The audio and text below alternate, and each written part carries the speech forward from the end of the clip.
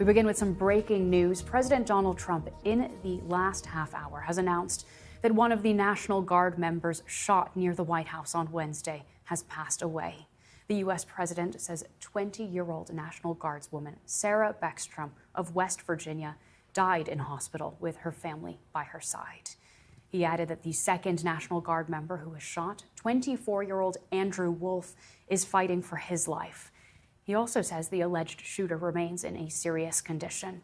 Now, that shooting happened just blocks from the White House in Washington, D.C. The suspect drove across the country from Washington state, allegedly to carry out the attack. Now, here's more of President Trump's reaction, speaking from Mar-a-Lago just a short while ago.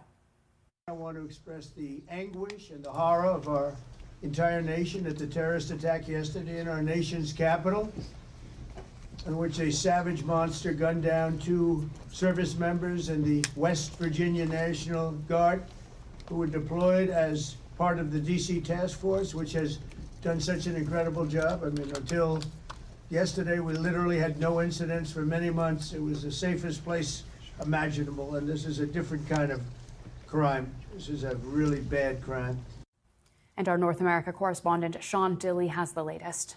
We'd been fearing that there'd been bad news because the federal authorities have been updating that both were in a critical condition. We've obviously heard this news within the last few moments from President Trump speaking in Mar-a-Lago.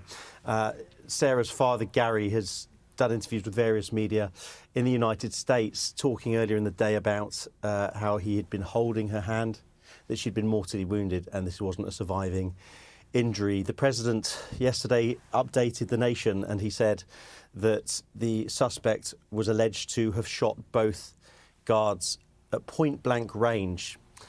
So the injury is quite catastrophic. Sarah Beckstrom, just 20 years of age, volunteered for her country. For those watching internationally, of course, the National Guard, very much like reserve forces in other countries, they are effectively working to their state. Each state and district in the United States has a National Guard. They work also with the federal government. They were deployed to a location sort of a block and a half from the White House when yesterday it's alleged that the suspect emerged from Farragut West Station, had gone round the corner, had raised a pistol and shot at very close distance at these 2 guards.